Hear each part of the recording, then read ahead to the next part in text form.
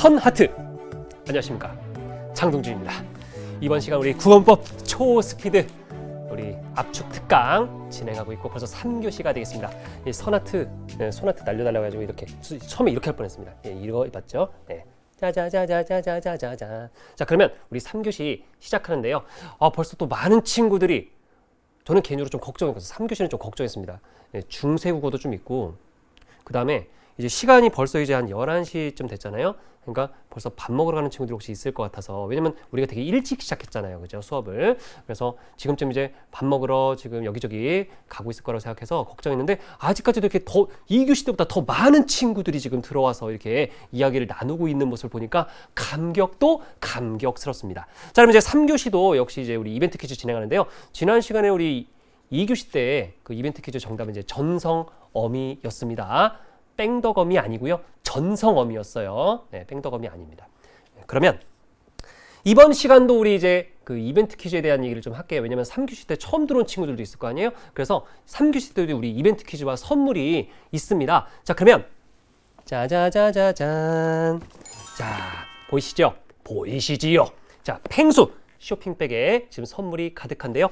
자, 일단 짜잔, 텀블러가 있죠. 텀블러가 있고, 그 다음에 우리 친구들 계획 잘 세워서 공부하라고 이렇게 스터디 플래너가 있습니다. 그 다음에 마지막으로 정말 갖고 싶은 레어템, 이거는 꼭 가져야 돼. 이거는 펭수 스티커 5종 세트가 되겠습니다. 이렇게 해서 이 세 개를 다 넣어서 고이 넣어서 이렇게 펭수 쇼핑백에 넣어서 드립니다. 이 쇼핑백까지 드리는 거예요. 그래서 중간에 이제 이벤트 퀴즈 우리가 나갈 텐데, 그 퀴즈의 정답을 이제 맞힌 학생들 중에서 선착순 2명만 다 주고 싶은데, 선착순 2명만 주게 되는 거 좀 이렇게 안타깝게 생각하고요. 열심히 참여를 해 주시기 바랍니다. 앞서 1교시, 2교시 이제 4명 정도가 이제 가져갔는데요. 이제 3교시 때도 많이 참여를 해 주시고요. 자, 그러면 우리 친구들 한번 볼까요? 선착순이에요. 선착순 2명입니다.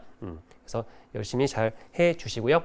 우리 한번 이름들 쭉 훑어볼게요. 허별경 학생, 강별연 학생, 장별아 학생, 민별우 학생, 전별진 학생, 그죠? 허별서 학생, 김별욱 학생 등등 다 얘기하고 싶은데 시간 관계상 다 얘기하지 못하는 거 이해해 주시고요. 자, 그러면 지금부터 이제 문장과 그다음에 이제 국어사 중에서 중세국어 파트 한번 압축 정리 해볼게요. 사실 중세국어는 압축 정리가 좀 힘든데 그래도 한번 제가 준비를 해 보았습니다. 여러분이 또 이제 필요한 부분이라서. 자, 그러면 지금부터 시작합니다. 교환 다 출력해서 이제 보고 있을 것 같은데요. 자, 문장 성분과 문장의 구조부터 들어가 보도록 하겠습니다. 일단 문장 들어가기 앞서서 우리가 문장하면 혼문장, 견문장 이런 거 생각날 텐데, 그 얘기를 하기 전에 문장 성분부터 봐야 돼요. 그래서 문장 성분, 자, 보면은 일단 첫 번째 주성분부터 보시면 되겠습니다. 주성분은 문장을 이루는데 골격이 되는 부분으로 필수 성분이다, 이렇게 얘기할 수 있어요. 그래서 주어, 서술어, 목적어, 보어, 이렇게 4가지가 있습니다. 그러면 일단 주어부터 먼저 보도록 하겠습니다. 주어는 문장에서 동작이나 작용, 또 성질이나 상태의 주체를 나타내는 문장 성분이다. 그래서 보면 동작이나 작용, 그 다음에 성질이나 상태, 이거는 서술어 부분이죠. 그것의 주체, 주체를 나타내는 문장 성분이다, 이렇게 보시면 됩니다. 그래서 문장을 무엇이다, 어떠하다, 어찌하다. 자, 무엇이다, 어떠하다, 어찌하다는 이게 서술어 부분이고, 이 부분으로 주어에 해당된다, 이렇게 보시면 되겠습니다. 근데 여기서는 이거는 그냥 읽으면 되고, 주어의 형태 부분을 잘 보시면 되는데요. 자, 주어 형태는 보면은 주격조사가 쓰인 경우가 있죠. 현수가 밥을 먹는다라고 했을 때 보면은 현수에 가라고 하는 주격조사가 쓰인 경우, 이거 우리가 딱 보고서 현수가를 보고서 이거 주어다 바로 알 수 있죠. 근데 아빠 지금 밥 먹어, 밥 먹는 것의 주체 아빠죠. 그래서 이거는 이제 주격조사가 생략된 경우. 자, 그런데 조심해야 되는 거는 이거예요. 보조사가 붙은 경우. 민희도 집에 간다 라고 했을 때 민희도가 뭐지? 문장 성분은 뭐지? 부사어인가? 아닌데? 목적어인가? 아닌데? 이런 식으로 고민할 수 있어. 이거는 도라고 하는 보조사가 붙었습니다. 집에 가는 거의 주체가 누구예요? 민희잖아요. 그러니까 민희가 주어인데 여기서는 이제 뭐 우리가 통상 보는 어떤 이제 주격조사 이나 가가 붙은 게 아니라 여기서는 도라고 하는 보조사가 붙어가지고 지금 주어가 된 거구나 이렇게 생각을 해주시면 됩니다. 뭐 주어는 뭐 특별히 할 말이 없고요. 자, 서술어에서 좀 할 말이 많습니다. 자, 서술어는 주어의 동작이나 작용, 또 성질이나 상태 등을 나타내는 문장 성분인데요. 자, 국어 문장의 유형을 서술의 종류에 따라 또 아까 전에 봤던 거 그대로입니다.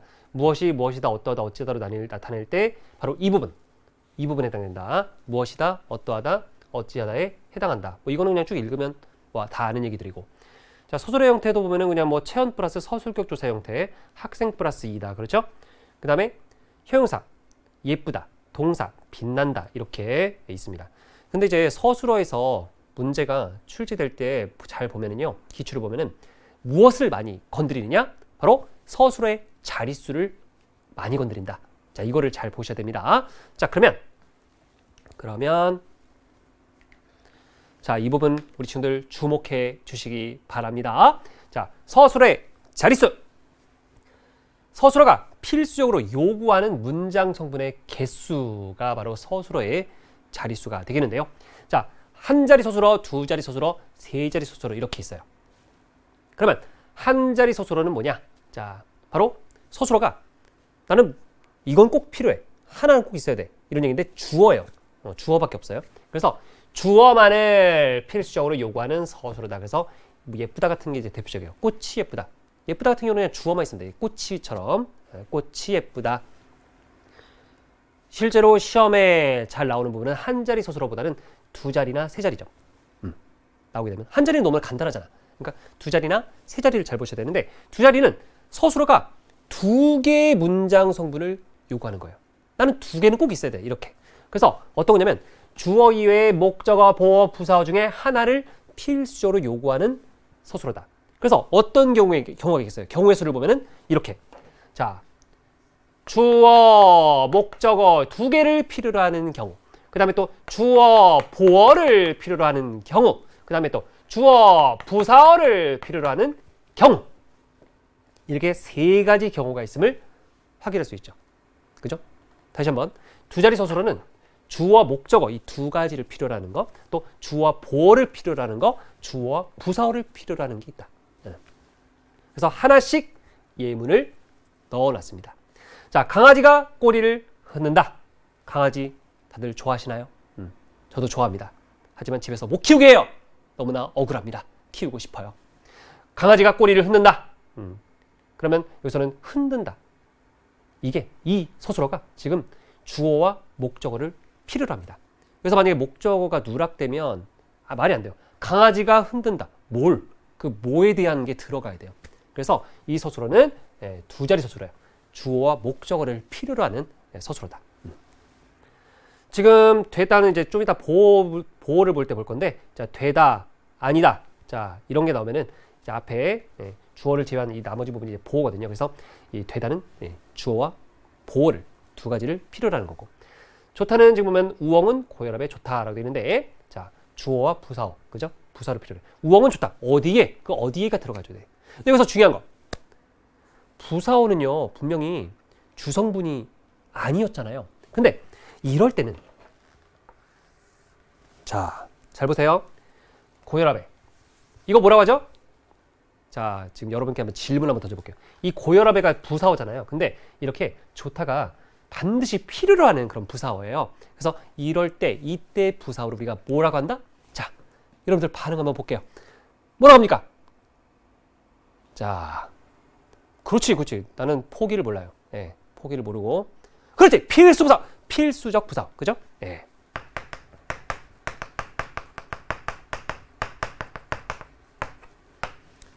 그렇습니다. 네, 필수적 부사어. 김별령 학생, 사별민 학생 많이 지금 얘기하고 있습니다. 그 이외에도 최별미, 박별령 학생, 문별련 학생 막 계속 얘기하고 있네요. 네. 좋아요. 여러분이 이렇게 능동적으로 이렇게 수업을 들어주니까 얼마나 신나요. 그래서 더욱더 신날 예정입니다. 자, 그러면 세 자리 서술어를 보니까 주어, 목적어, 부사어 세 가지를 필수로 요구하는 서술어. 그래요. 이 서술어는 세 개를 필요로 해. 욕심쟁이. 그렇죠? 그래서 나는 그녀에게 선물을 주었다. 자, 보면은 주다는요. 지금 주어도 필요하고 그녀에게라는 필수적 부사어도 필요하고 선물을이라는 목적어도 필요해요. 딱 보니까 왠지 그런 느낌 나지 않아요? 우리 영어 문법에서 배웠던 그 간접 목적어, 직접 목적어, 뭐 IODO 뭐 이런 거 생각나지 않아요? 그래서 그런 거 떠올리지 마시고 주다는 세 자리 서술어다. 이거를 잘 보시면 됩니다. 주어, 부사어, 목적어, 주부목을 필요로 하는 서술어, 세 자리 서술어 기억을 해주세요. 그리고 한 번 더, 두 자리 서술어와 세 자리 서술어에서 서술어가 두 자리 서술어와 세 자리 서술어가 필요로 하는 것 중에서 이제 그때 부사어는 필수적 부사어다. 꼭 기억을 해주시면 좋겠습니다. 그 다음에 목적어가 볼게요. 목적어. 여러분 대부분은 이제 목적어에서 뭐 할 말이 뭐가 있겠냐라고 할 수 있겠지만요. 목적어도 할 말이 좀 있어요. 목적어. 대부분 이렇게 생각하겠죠. 뭐 을과 르이 붙으면 뭐 목적어 아닙니까? 끝! 이렇게 생각할 수 있는데 그게 아니에요. 일단 목적어의 의미를 보면 서술어의 동작 대상이 되는 문장 성분입니다. 동작의 대상이 된다. 그래서 나는 밥을 먹었다라고 한다면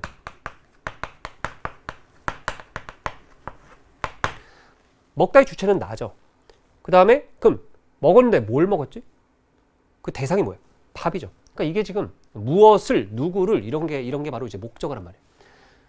근데 중요한 건 자, 이 목적어 의미를 제대로 알고서 접근하면 어렵지 않다. 목적어의 형태 부분에서 이 부분을 건드릴 수 있어요. 이거. 조심해야 돼요. 옛날에 기출로도 한 번 나왔습니다. 이거는 누구나 다 알아. 목적격 조사가 쓰인 경우는 다 알아. 나는 우유를 좋아해서 우유를 여기 밑줄 딱 긋고 목적어니? 물으면 다 대부분 목적어라고 해요. 목적격 조사가 생략된 경우도 마찬가지야. 나는 우유 좋아해. 목적어 뭐냐? 이거다. 룰이 생략된 거겠지. 이렇게 다 얘기합니다. 그런데 세 번째 사항을 주면은요 헷갈립니다. 나는 우유만 좋아해라고 했을 때 우유만 을을이 없으니까 목적어는 아니고 우유만 주어는 여기 있잖아. 우유 부사어인가? 뭐지? 이렇게 될 수 있다는 거죠.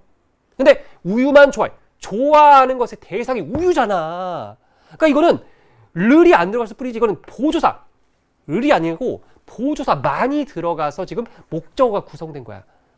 그래서 보조사가 붙은 형태의 목적어를 기억하라. 이 말씀을 드리고 싶어요.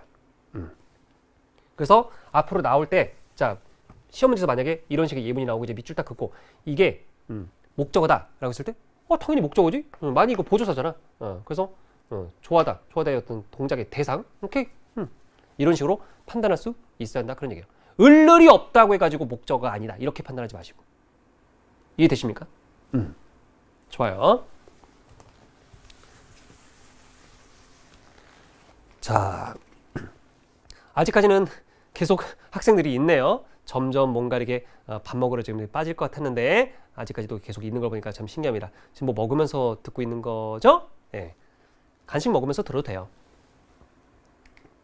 자, 그 다음 네 번째 보어입니다. 보어. 보어의 보자는 이제 보충하다. 보충하다. 언제 보충하죠? 뭔가 모자랄 때, 그죠? 모자랄 때, 결핍됐을 때 이제 채우는 거죠. 그러면 보어 같은 경우도 이제 뭔가 이제 결핍된 부분이 있기 때문에 채우는 건데 보면은 주어를 제외하고 되다 아니다와 같은 서술어가 필수적으로 요구하는 문장 성분이다. 그러니까 되다 아니다 같은 경우는 예를 들어서 나는 되다, 나는 아니다. 이렇게 하면은 뭔가 좀 부족해. 뭐가 됐다는 거야?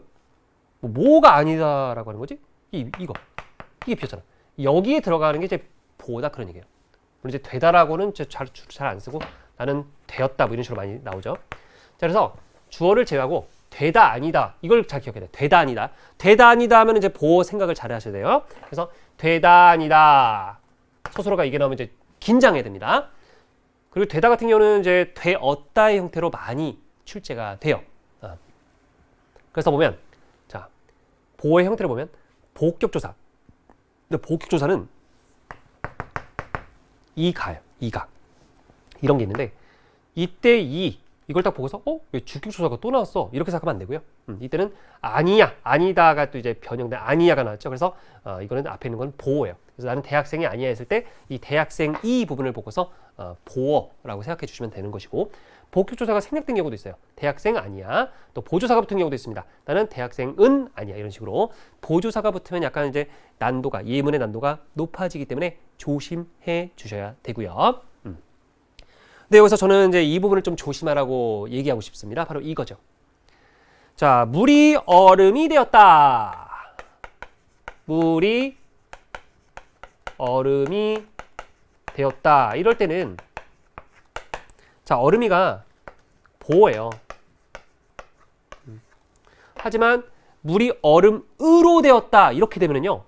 뒤에 되었다가 있지만 이 앞에 있는 거는 이제 보가 아니라 자, 으로라고 하는 이제 부사격 조사가 이제 얼음에 붙어서 지금 이렇게 구성된 것이기 때문에 얼음으로는요. 보가 아니라 부사어로 봐줘야 합니다.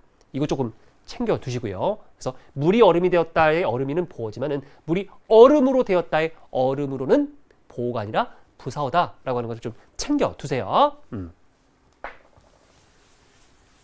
나중에 이제 복이나 자료의 어떤 그런 예문에서 이게 등장하게 될 때 그때 판단을 잘 해라 그런 얘기입니다. 그래서 이제 주성분에 해당되는 거를 다 끝냈어요. 그죠? 주성분 4개, 주어, 서술어, 목적어, 보어를 다 끝냈습니다. 그 다음에 부속성분 한번 들어가 보도록 할게요. 부속성분. 자, 부속성분은 주로 주성분을 꾸며주는 성분인데요. 관형어와 부사어가 있습니다. 자, 관형어는 체온을 꾸며주는 문장 성분이죠. 그래서 관형어는 주성분은 아니지만 이제 주성분이 아니지만 의존명사 앞에 오는 관형어는 필수적 성분이다. 그래서 뭐 필수적 관형어라는 표현은 없지만 일단 이런 관형어 지난번에 얘기했던 거 나는 할 수 있다 할 때 할은 관형어, 수는 의존명사. 그래서 의존명사는 이런 식으로 늘 다닌다고 했죠. 관형어 띄고 의존명사 이런 형태로. 그래서 의존명사 앞에 오는 관형어는 생략되면 안 된다. 필수적 성분이다. 뭐 그런 얘기고요. 그렇다고 해서 뭐 필수적 관형어 이런 표현은 없어요. 그 다음에 여기서 중요한 것은 뭐 시험에도 나온 적 있지만 관형어의 형태 이거를 잘 봐주셔야 합니다. 자, 그러면 체온을 꾸며주는 문장 성분 관형어에는 어떤 것들이 있는가 이렇게 4가지 정도 확인을 해주시면 됩니다. 관형사가 관형어로 쓰이는 경우, 체언이 관형어로 쓰이는 경우, 체언 플러스 관형격 조사가 관형어로 쓰이는 경우, 용언의 관형사형이 관형어로 쓰이는 경우 이렇게 있습니다. 그죠? 자, 그러면 관형사부터 볼까요? 정민이가 옛 사진을 꺼냈다. 옛이 지금 사진을 꾸며주고 있죠. 그죠? 근데 잘 보세요. 품사는 관형사예요. 품사는 관형사. 하지만 문장 성분은 관형어 이렇게 기억을 해 주셔야 되겠죠. 옛사진, 헌책. 체언 보면은 체언 그 자체가 관형어인 경우도 있습니다. 체언, 시골 풍경 했을 때 시골이라고 하는 이 체언이 풍경, 뒤에 풍경을 수식해주고 있죠. 그래서 시골 풍경. 그 다음에 체언 플러스 관형격 조사. 우리가 많이 보는 형태인데 희영이가 엄마의 옷을 빌려 입었다. 엄마 플러스 의가 바로 관형격 조사가 됩니다. 그 다음에 또 용언의 관형사형. 나는 예쁜 우산이 좋아. 예쁘다를 이제 예쁜 이렇게 하면 용언의 관형사형이 되는 것이고요. 이 예쁜이 우산을 꾸며주죠. 그래서 관형어의 형태는 이렇게 다양하게 존재한다라고 하는 거 기억을 해주시면 좋겠습니다. 뭐 특별히 막 어렵거나 그런 부분은 없었고 이제 부사어인데요. 부사어는 주로 용언을 꾸며주는 문장 성분입니다. 그래서 관형사 다른 부사 또는 문장 전체를 꾸미기도 하며 드물지만 체언을 수식하는 경우도 있다. 그래서 부사 형태가 나와 있습니다. 뭐 부사 형태도 있고 체언 플러스 부사격 조사 형태도 있고 용언의 부사형 형태도 있어요. 의가 관형격 조사라고? 예. 관형격 조사 의가 관형격 조사예요. 그래서 부사어는 자리이동이 자유로운 편이다. 자, 부사의 특성 몇 개 좀 보면은요. 단 부정부사나 몇몇 성분 부사는 항상 서술어다. 서술어 앞이다. 자, 부사어는 기본적으로 자리이동이 자유롭지만 뭐 이런 경우 안 같은 경우 이런 이제 부정부사, 그다음에 또 잘 이런 것 같은 경우는 항상 서술어 앞에 있어야 돼. 그래서 그는 안 밥을 먹었다. 안 돼요. 자, 그는 밥을 안 먹었다. 아니 여기 서술어 앞에 이쪽에 와야 돼. 그가 잘 그림을 그린다? 이러면 안 돼. 그러니까 부사어가 일반적으로 이제 자리이동이 자유로운 편이지만 이런 것 같은 경우는 이때 잘 같은 경우는 그린다 앞에 와야 돼. 그래서 그가 그림을 잘 그린다. 이렇게 해야 돼. 그 다음에 아까 얘기했지만 두 자리 서술어나 세 자리 서술어가 필요로 하는 필수적 부사어는 생략할 수 없다. 꼭 기억을 해 주셔야 되겠죠. 자, 그러면 이번엔 독립성문입니다. 이제 이것까지 하면 이제 문장 성문은 끝나요. 이제 문장 구조로 넘어가요. 자, 독립성문은 문장에서 다른 성문들과 직접적인 관계를 맺지 않는 성문으로 독립어가 있다. 그래서 이제 독립어의 형태 세 가지가 나와 있는데 감탄사가 독립어로 쓰이는 경우, 체언이 독립어로 쓰이는 경우, 체언 플러스 혹격조사가 독립어로 쓰이는 경우 이렇게 세 가지가 나와 있습니다. 확인해 주시고요. 자, 그러면 이제 문장 성문을 마칩니다.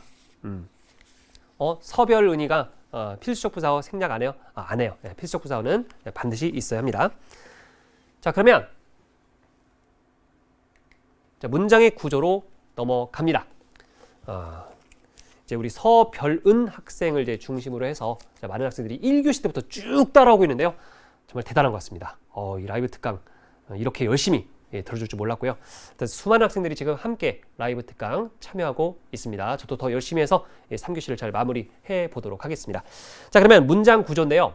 우리 친구들 문장 구조에서는 이제 실제 기출 문제를 보면은 주로 이제 겹문장 쪽에서 아는 문장 쪽을 많이 이제 건드리잖아요. 자, 그래서 그런 것들도 좀 실제 경향을 좀 아시면 좋을 것 같고요. 자, 바로 우리 혼문장, 겹문장 얘기부터 한번 해보도록 하겠습니다. 자, 혼문장부터 보면 혼문장은 이제 주어와 서술어가 한 번 나타나는 문장이죠. 꽃이 피었다 이런 식으로. 근데 이제 겹문장은 주어와 서술어의 관계가 2번 이상 나타나는 문장입니다. 그래서 이제 겹문장에 대부분의 이제 출제 요소들이 이제 몰려 있고요. 그래서 겹문장에 해당되는 거, 자, 교환해 보면은 거기 아는 문장과 이어진 문장에 대한 어떤 구조가 나와 있는데, 자, 겹문장은 크게 아는 문장과 이어진 문장으로 나뉘고, 그 아는 문장 안에 또 5가지의 아는 문장이 있죠. 그래서 아는 문장에 해당되는 그 5가지들을 쭉 한번 여러분과 함께 정리하고자 합니다. 네. 지금 누가 이 강의를 언제 또 볼 수 있냐고 했는데 나중에 또 이제 이거 올라와요. 예, 강의가 또 이제 나중에 업로드 되기 때문에 지금 못 본 친구들은 나중에 또 볼 수 있는 기회가 있습니다.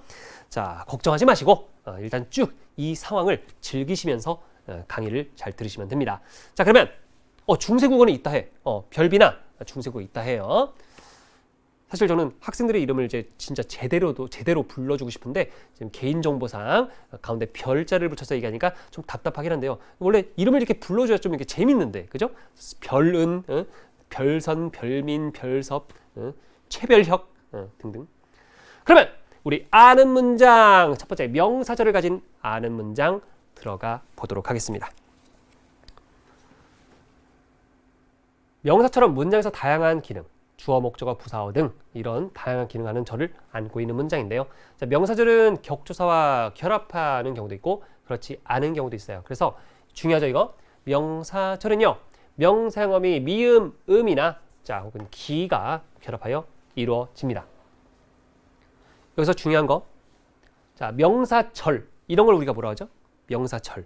무슨 절 이렇게 끝나잖아요. 명사절, 관형사절, 부사절 이런 것들을 다른 말로 이런 표현 들어봤을 거예요. 안 긴 문장. 여기 보면은 예문 보면은 그가 범인임이 밝혀졌다라고 했는데 그가 범인임 이게 지금 전체 문장 안에 안겨 있잖아요. 어떻게 폭 안겨 있잖아요. 그러니까 이건 안긴 문장이에요. 명사절이고 안긴 문장이다. 그러니까 명사절 무슨 절 이거는 안긴 문장과 같은 개념이에요. 그래서 그가 범인임 미음 보이죠? 네, 명사형어미. 그래서 그가 범인임 이게 명사절이고 뒤에 이라고 하는 주격조사와 결합해서 이 명사절은 지금 전체 문장에서 주어의 역할을 하고 있는 겁니다. 우리는 민호가 왔음을 알고 있다. 자, 왔음. 자, 명사절이 지금 뒤에 을 목적격조사 을과 붙어서 목적어 역할을 하고 있죠. 지금은 집에 가기에 이른 시간이다. 나는 언제나 희영이가 행복하기 바란다 등등 이렇게 예문 나와 있습니다. 자, 쭉 보시면 되고요. 그 다음에 두 번째는 관형절을 가진 않은 문장 봅니다. 자, 이번에는 이제 관형어의 역할을 하는 절을 안고 있는 문장인데요. 관형사절은 관형사형 어미, 자, 니은, 은, 는, 리을, 을, 던 등으로 실현됩니다. 자, 그래서 예문 보면 보세요. 관형사절이 뒤에 있는 그죠? 뒤에 있는 체언을 꾸며주는 양상을 보라고요.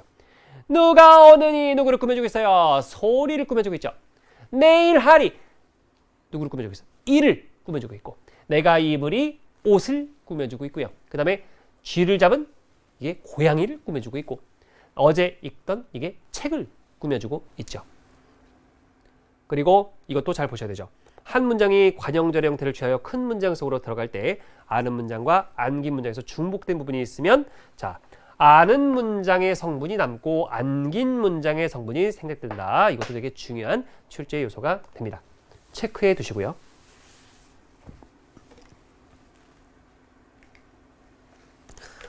그래서 제가 말씀드리고 싶은 거는 이게 이제 되게 스피드 압축 특강이잖아요. 그러다 보니까 이제 개념 중심으로만 지금 진행이 되는데, 여러분이 이제 쭉 이렇게 공부를 한 내용을 다 정리해서 나중에 혼자서 기출 문제를 잘 한번 풀어보시기 바랍니다. 그러면 이제 뭔가 용어들이 들어올 거예요. 그 용어들이 들어오는 그 신기한 경험을 하게 될 겁니다. 되게 재밌어요. 그래서 문제가 잘 풀릴 때, 그러니까 문법은 아는 만큼 보여요. 이 언어 파트가. 그래서 모르면 아예 손도 댈 수 없고, 알면은 기분 좋게 이렇게 정답을 골라낼 수 있습니다. 그래서 잘 한번 보시고, 하여튼 이 초스피드 압축 특강이 이제 여러분들에게 어떤 문법에 대한 관심을 약간이라도 이렇게 생기게 해준다면 저는 그것으로 이제 만족을 할 것 같아요. 자, 여러분의 어떤 그런 문법 사랑에 불을 지펴주는 촥, 그죠? 화끈화끈. 자, 그러면 이번엔 부사절을 가진 아는 문장인데요. 부사에 기능하는 절을 안고 있는 문장입니다. 그래서 이, 개, 도록 등이 붙어서 실현되는 거 보이시죠? 보이시지요. 그래서 소리도 없이 내린다, 사람들이 앉게, 눈이 시리도록 예문 나와 있고요. 그 다음에 우리 친구들이 상당히 어려워하는 부분이 바로 이겁니다. 이거 조심해. 서술절을 가진 않은 문장. 이거 조심해야 돼. 보면은 서술에 기능하는 절을 안고 있는 문장인데 서술절은 특별한 표지가 없다는 점에서 다른 절과 차이가 있습니다. 그래서 이거는 이제 보시면 이 밑줄 친 부분이 이제 서술절인데요. 구분을 잘 못해. 실전에서. 잘 끊어야 돼. 이렇게 끊고, 잘못했다. 이렇게 끊고, 이렇게 끊어야 돼. 왜냐면, 지금 여기는 제가 밑줄을 그어놨으니까 그냥 바로 보이는데, 선주는 인정이 많다 했을 때, 처음에 이런 고민할 수 있어. 문장이 좀 이상하다? 선주는 주어, 인정이 되다 아니다 아니니까 이거는 보어는 아니고, 왜 주어가 두 개 있지? 서술 하나 또 어디 있어? 주어 두 개, 서술 하나. 뭐야? 이게 뭐야? 이렇게 생각할 수 있는데요. 그게 아니라, 자, 선주는 인정이 많다. 인정이 많다가 이게 서술절이에요. 그래서 서술절이 지금 이 전체 문장의 서술어 역할을 하는 거예요. 서술절이 서술어 역할. 그래서 끊을 때 이렇게 잘 끊어야 돼. 이 곡은 매력이 없다. 선주는 인정이 많다. 이런 식으로 잘 끊어야 됩니다. 끊는 게 포인트.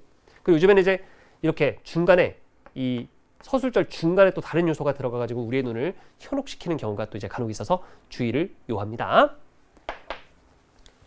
그 다음에 아는 문장 마지막인데요. 인용절을 가진 아는 문장. 그래서 이제 다른 사람의 말이나 생각을 인용한 것을 절의 형식으로 안고 있는 문장인데요. 직접 인용절과 간접 인용절이 있어요. 직접 인용절은 남의 말이나 글 또는 생각을 표현한 문장을 그대로 따온 거죠. 그냥 그대로 가져온 거예요. 큰 따옴표 보이시죠? 보이시지요. 그래서 철수는 나에게 나 예지 좋아해 라고 말했다. 오, 멋있는데? 좀. 그 다음에 간접 인용절. 남의 말을 그대로 따오지 않고 화자의 관점에 따라 변형하였던 건데요. 인용절의 주어가 이제 다른 형태로 바뀌거나 생략될 수 있다라고 하는 거 잘 보셔야 되죠. 그래서 철수는 나에게 자기가 예지를 좋아한다고 말했다. 분명히 이제 약간 변화 양상 확인할 수 있죠. 자, 그러면 이렇게 해서 아는 문장의 기본 개념들 쭉 한번 살펴봤고요. 자, 그러면 이어진 문장 보겠습니다. 자, 이제 중세 국어까지 남아 있어가지고 지금 이제 좀 서둘러야 될 것 같습니다. 이어진 문장은 대등하게 연결된 이어진 문장이 있고요. 앞절과 뒤절의 의미가 대등한 관계에 있는 문장인데요. 주로 이제 나열과 대조를 많이 얘기해요. 그래서 눈이 오고 바람이 분다. 자, 앞절과 뒤절의 의미가 대등하죠. 그 다음에 그는 왔지만 그녀는 오지 않았다. 역시 대등한 관계에 있습니다. 대등하니까 앞뒤가 뒤바뀌어도 의미가 바뀌지 않죠. 앞절과 뒤절이 이렇게 뒤바뀌어도 의미가 변하지 않습니다. 종속조로 연결된 이어진 문장이 있는데요. 이거는 이제 앞절의 의미가 뒤절의 의미에 종속된 문장입니다. 그래서 앞절이 뒤절의 원인, 이유, 배경 상황, 조건, 가정, 의도, 목적, 양보, 중단, 전환, 정도의 심화 등의 의미를 가집니다. 그래서 지금 보면 예문을 다 이렇게 써놨는데요. 지금 원인, 이유에 해당되는 부분이 바로 이거죠. 비가 와서 원인, 이유, 집에 가는데 배경 상황, 눈이 오면 조건, 가정, 의도, 목적, 공부를 하려고, 그 다음에 바쁘시더라도 양보, 그 다음에 책을 읽다가 중단, 전환, 정도의 심한 날이 갈수록 이렇게 예문을 하나씩 보여드렸습니다.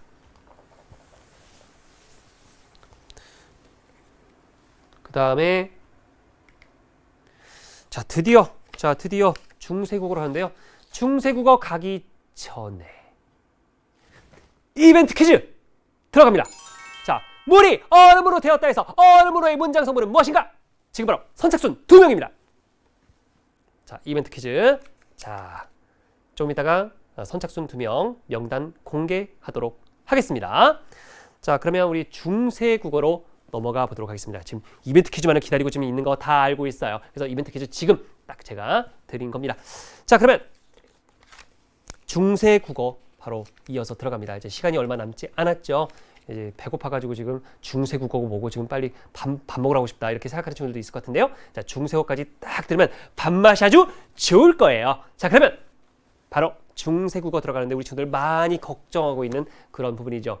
왜냐면 중세국어가 지금 쓰이는 어떤 그런 언어들이 아니기 때문에 그냥 보면은 이게 뭔 소리야 이렇게 외치는 경우가 많기 때문이죠. 자, 그래서 중세국어에 해당되는 어떤 부분들, 지식들을 반드시 알고 가야 할 지식들을 정리해 보았습니다. 지금 중세국어는요, 어떤 문헌을 주고 그걸 해석해봐라, 현대풀이를 해봐라 그런 문제는 안 나옵니다. 그러니까 어떤 것만 보면 되냐면 중세국어 문법의 어떤 그런 이제 기본적인 양상, 기본적인 어떤 그런 지식, 아주 기본적인 지식들을 알고서 그런 것들이 그 해당 문헌에 있냐 없냐를 따지면 돼요. 이해되시죠? 그래서 중세국어 문제의 그 적절성을 판단하기 위해서 반드시 필요한 그런 지식들만 모아서 정리를 해드립니다. 자, 일단 중세국어의 의문과 표기 한번 보겠는데요. 첫 번째는 오늘날에 쓰이지 않는 의문이 있다. 선생님 이런 게 나오겠습니까? 나왔어요. 실제 기출을 보면 선지에 이런 표현이 나옵니다. 위 문헌에는 오늘날에 쓰이지 않는 의문이 있었다. 뭐 이런 식으로 이게 나와요. 이 표현 자체가. 다 이유가 있습니다. 제가 지금 강의하는 모든 거에는 다 그럴 만한 이유가 있어서 얘기하는 거예요. 그죠? 그래서 오늘날에 쓰이지 않는 의문, 바로 순경은 비읍, 그죠? 입술 가벼운 소리 비읍, 여린 히읗, 반치음, 세모 삼각자 아닙니다. 반치음, 이제 정확한 이름으로 이제 불러주자 이제. 옛니응, 또 이거 과수원 뭐 사과 아니에요? 이렇게 하지 맙시다. 자, 그다음에 아래야 이렇게 얘기할 수 있습니다. 우리 친구들 어렸을 때 뭐 이런 거 많이 해봤죠?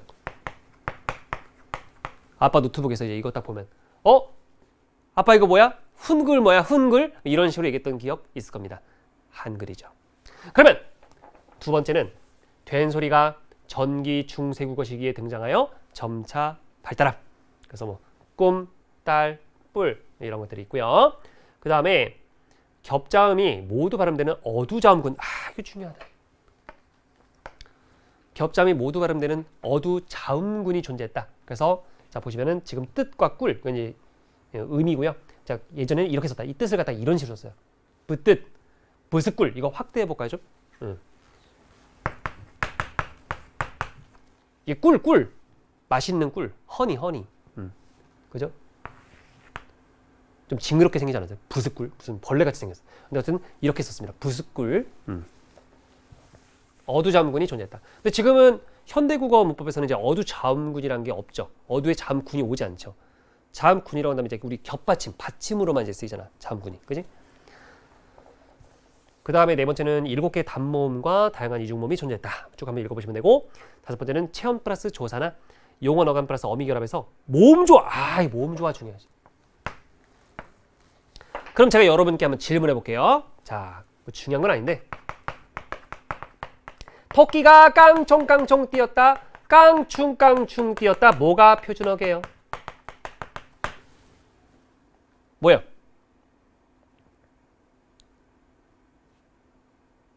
그렇죠. 저건. 자, 그래서 여러 가지 막 많은데 깡총깡총, 깡총깡. 민변우 깡총깡총, 장배련 깡총깡총. 1번, 2번이? 자, 상당히 많은 친구들이 깡총깡총 하는데 여러분들 지금 중세 시대에 살고 있는 거 아니죠? 깡충깡충이 맞아. 이게 정답. 우리 지금 이게 모음조화 안 지킨 거잖아. 이게 모음조화를 지키면은 아오 양성 모음조화를 지킨 건데 우리는 지금 이거를 표준어로 쓰고 있습니다. 우리는 모음조화를 안 지키고 있어요. 제대로. 그래서 예전에 중세 시대에는 중세고 시기에는 모음조화가 비교적 잘 지켜졌습니다. 그래서 보면은 예문 한번 볼까요? 예문. 자, 꿈을 보면은 지금 음성이기 때문에 음성끼리. 그러니까 모음조화는 양성모음은 양성모음끼리, 음성모음은 음성모음끼리 이렇게 모아주는 거예요. 그래서 음성. 그래서 꿈의 우가 음성이기 때문에 자, 목적격 조사 을. 자, 음성의 목적격 조사 온 거죠. 그 다음에 여기도 보면은 딸. 아래아가 보이죠? 아래아 양성이기 때문에 알 목적격 조사도 이제 양성의 목적격 조사가 와준 거예요. 그 다음에 6번째는 이어적기. 자, 받침에 있는 용언의 어간이나 체언에 모음으로 시작되는 조사나 어미가 붙을 때 받침에 있는 종성을 다음 자의 조성으로 내려서 씀. 이 이어적기가 일반적이었다. 그래서 지금 보면 우리는 이제 이렇게 끊어적기로 많이 쓰죠. 깊어, 깊은 이런 식으로 끊어서 형태소의 어떤 본 모양을 잘 밝히는 끊어적기를 많이 쓰는데 예전에는 이어적기, 그냥 소리 나는 대로 쓰는 거죠. 깊어, 깊으니 이런 식으로 쓴 경우도 있고 거듭적기는 이제 근대국어 때 잠깐 나타났던 건데 자, 깊어 한 번 더 쓰는 거죠. 앞에 있는 거를. 그죠? 이렇게 거듭적기라고 하는 것도 있었다. 그 다음에 7번째는 종성부영 초성, 8종성 가족용인데요. 이거는 이제 종성 표기시 모든 자음을 다 쓰는 것이 아니라 초성자인 기역, 니은, 티귿, 리을, 미음, 비읍, 시옷 이거 옛이응입니다. 옛이응으로만 적도록 한 건데요. 모든 글에 다 적용된 법칙은 아닙니다. 그래서 훈민정음 어제 서문에서는 종성부영 초성이 이제 적용됐어요. 여기 보면 사마띠. 원래 사마띠가 우리말로 하면 이제 현대어로 풀이하면 이제 통아지 정도의 뜻인데 사마따의 원래 모양은 이거거든요. 치읓이에요, 치읓. 받침이. 근데 여기서는 이제 시옷으로 지금 교체가 된 겁니다. 그래서 지금 보면 종성 8종성 가족용 8종성법이 이제 적용된 거고요. 여기 보면 곧 기어코 여름 하나니라고 했는데 이제 곧 꽃인데 여기서는 이제 지읒이 그냥 쓰였죠. 그래서 여기서는 8종성이 지금 적용이 이게 적용이 안 된 케이스라고 보시면 돼요. 그 다음에 8번째는 방점을 통해 음의 높낮이를 나타내는 성조를 표시했다. 이것도 이제 출제소로 많이 나오는 그런 부분입니다. 원래 성조라고 하면 이제 중국어에 이제 있잖아요. 중국어 문법에 보면 성조가 있어가지고 상당히 어렵죠. 중국어 처음 배울 때 진짜 어려워요. 왜냐면 똑같은 말인데 이게 성조가 달라지면서 의미도 달라지잖아요. 그래서 어렵죠. 공부하기가, 단어 공부하기가. 근데 그런 어떤 성조라는 개념이 예전에는 있었다라는 거죠. 지금은 없고. 자, 이 중세국어의 많은 얘기들을 또 이제 쭉 진행하려니까 쉽지 않은데요. 자, 그래도 우리 친구들 열심히 잘 따라오고 있네요. 자, 중세국어의 조사를 보겠습니다. 자, 문법적 부분 몇 개 좀 체크를 해보는데요. 주격조사 이거 시험 잘 나오죠. 기출 보면 이제 심심치 않게 나오는데요. 자, 주격조사 우리는 이제 현대국어는 이제 이와 가 이런 것들을 떠올리실 텐데 그 당시에는 이렇게 돼 있어요. 가는 없었고, 자, 이가 있었는데 자음 뒤에는 이가 와요. 그래서 이렇게 자음으로 끝났죠. 그래서 뒤에 이가 왔고 모음이나 반모음 이 이외의 모음 뒤에는 이가 왔습니다. 그래서 부텨, 이거는 부처님, 부처 뒤에 부텨, 얘는 부텨라고 썼는데 여기다가 이제 이가 온 거고요. 모음이나 반모음 이 뒤에는 이게 이제 제로주격, 뭐 영 형태라고 해서 안 붙여요 아무것도. 그래서 다리가 이런 식으로 해석하는 거예요. 그래서 이런 양상은 이 복격조사 이와 서술격조사 이다도 동일한 환경에서 같은 형태의 변화를 보인다. 이렇게 보시면 되고, 이게 나오면은 진짜 학생들이 힘들어하더라고. 관형격 조사인데, 자, 이거는 이제 우리 현대국어의 관형격 조사는 간단해요. 의밖에 없잖아. 지금 이거밖에 없으니까 뭐 할 말이 없어. 근데 중세국어의 관형격 조사는 되게 다양해. 그래서 어떨 때 애를 쓰고 어떨 때 의를 쓰고 어떨 때 시옷을 쓰느냐 이거를 알고 있어야 돼요. 물론 수능이나 모의고사에서 출제가 된다면 이 조건들을 줄 확률이 높지만 주겠죠. 거의 99.9% 줄 겁니다. 근데 이걸 미리 알고 있으면 더 빠르게 답을 골라낼 수 있겠죠. 그래서 보면은 자 사람이나 동물 뒤에 자 관역조사가 애랑 의가 오는데 보면은 자 남 이거 사람이죠. 그러면 보니까 끄듬절 몸이 아래야 양성 몸이네. 이래서 지금 애가 온 거고 그죠? 거북 예전에 거북을 갖다 거북 이렇게 썼는데요. 동물이죠.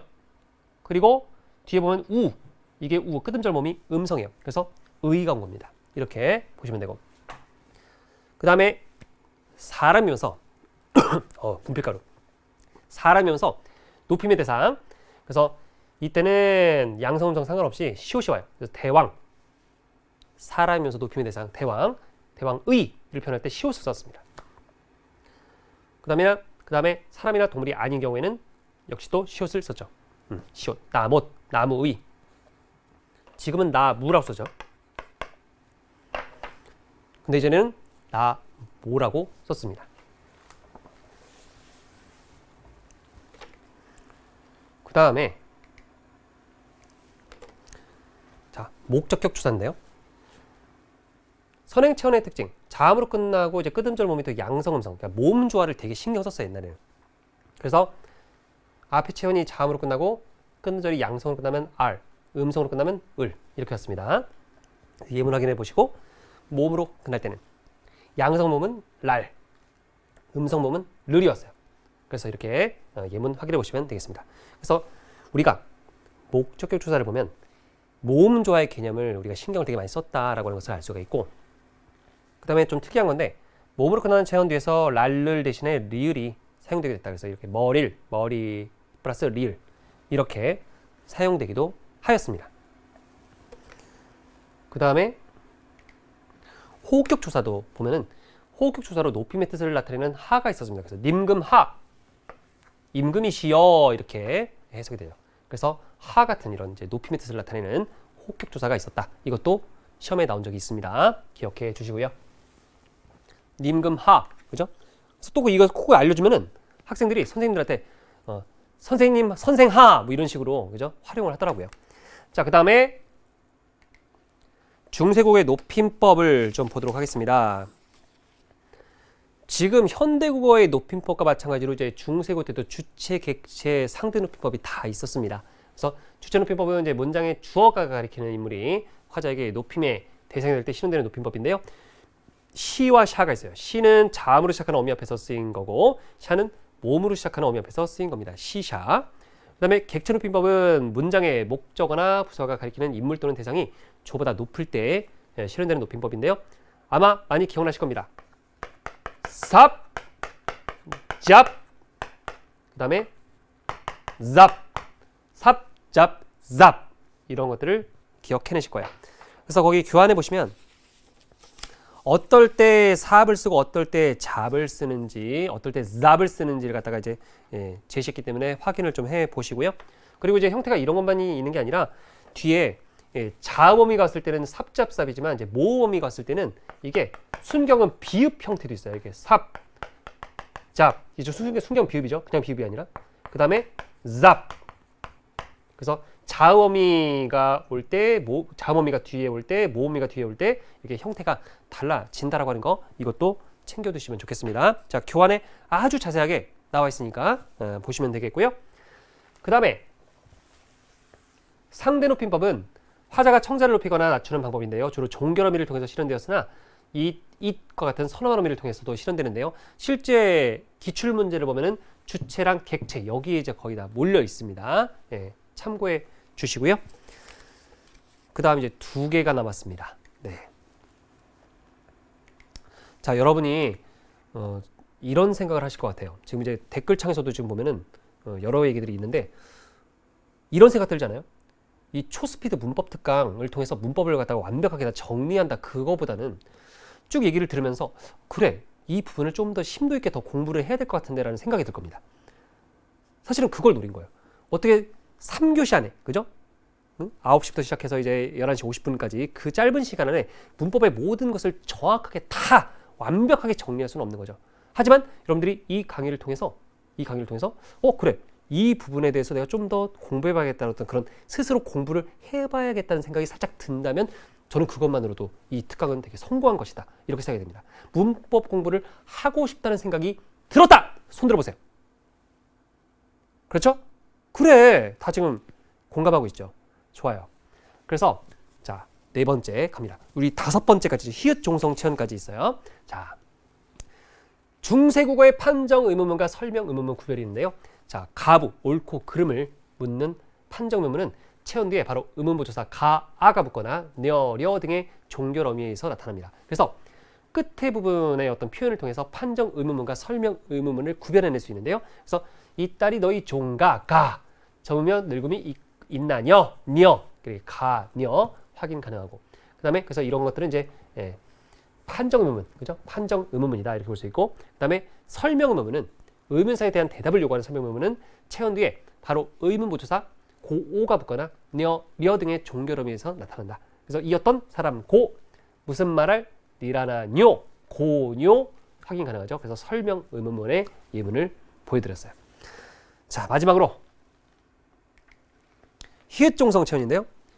중세국어에는 현대국어와 달리 히읗으로 끝나는 체언들이 존재합니다. 이 단어들이 히읗으로 끝난다는 사실은 조사와 결합하면 알 수 있다. 그래서 체언이 단독으로 쓰이거나 관역적 조사 시옷과 결합할 때는 히읗이 나타나지 않는데요. 교환 잠깐 보시면 모음으로 시작하는 조사가 오면은 히읗은 뒤따르는 모음에 이어 적어요. 그래서 돌히 보면은 이렇게 돼 있다. 그러니까 이거는 지금 어떻게 된 거야? 돌 여기 이가 있는 거죠. 그러니까 히읗. 그러니까 이 단어들이 히읗으로 끝난다는 사실은 지금 조사와 결합했을 때 하는 거야. 그러니까 돌이가 아니라 돌히. 히읗 왜 어디서 나온 거야? 아, 이 돌의 히읗, 이 마지막에 있었던 거구나. 이렇게 우리가 추론할 수 있다는 거죠. 그래서 체언이 단독으로 쓰이거나, 그러니까 체언이 단독으로 쓸 때는 이제 안 나타나요. 네. 그래서 자, 이 조사와 결합했을 때 할 수 있어. 그래서 모음으로 시작하는 조사, 또 기역, 디귿으로 시작하는 조사, 뒤따르는 조사가 이런 거일 때, 자, 히읗 종성 체언의 실현 양상 교환에 나와 있으니까 쭉 확인을 해주시면 됩니다. 아, 좀 이제 이렇게 중세국어를 다 끝냈는데 저도 아쉬움이 남아요. 여러분도 이제 아쉬움이 좀 남겠지만, 그래서 일단 중요한 포인트 부분은 제가 다 짚어드렸어요. 공부해야 될 부분들이 어떤 부분이다라고 하는 거 다 짚어드렸고요.